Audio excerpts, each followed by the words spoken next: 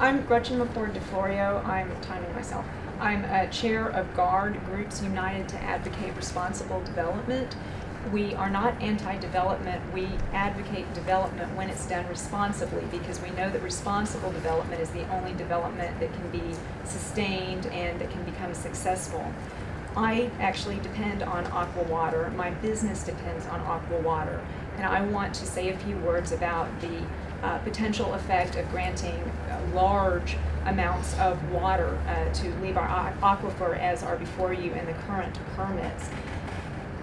Allowing excessive amounts of water to leave this aquifer will result in the loss of growth and development, business and industry. I understand that the intended purpose of the permits is to encourage growth and development, but the actual effect is very likely to be the opposite. There's been a lot of media attention paid to this fact, and the fact that Texas business owners are getting really nervous about their ability to even do business in some cases in Texas, certainly to maintain business the way they have been.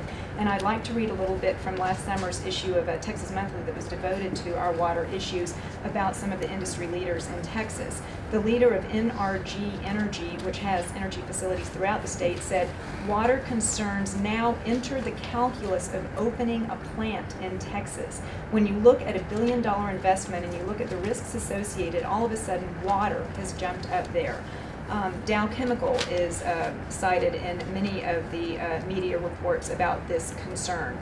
Formosa says, despite engaging in a major expansion right now, if we have another large period of drought or something similar, it's going to be very problematic for us. In Texas Monthly's words, just the idea, the thought of severe water shortage has rattled everyone from lawmakers to the head of the Texas Electric Grill.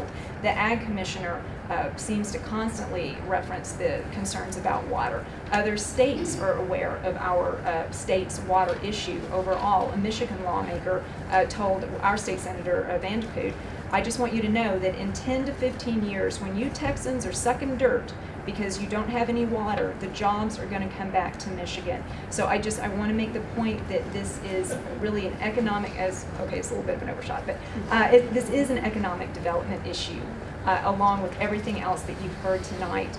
And suggest, as people have been saying all night long, that this is something that needs to be encouraged in a big picture. An underlying theme through all of these reports seems to be that water managers of all types need to engage in developing and implementing well thought out, well-reasoned, rational plans of how to manage water in the big picture. And I would very much like to see this board do that before granting permits of this size in particular. Thank you. Thank you.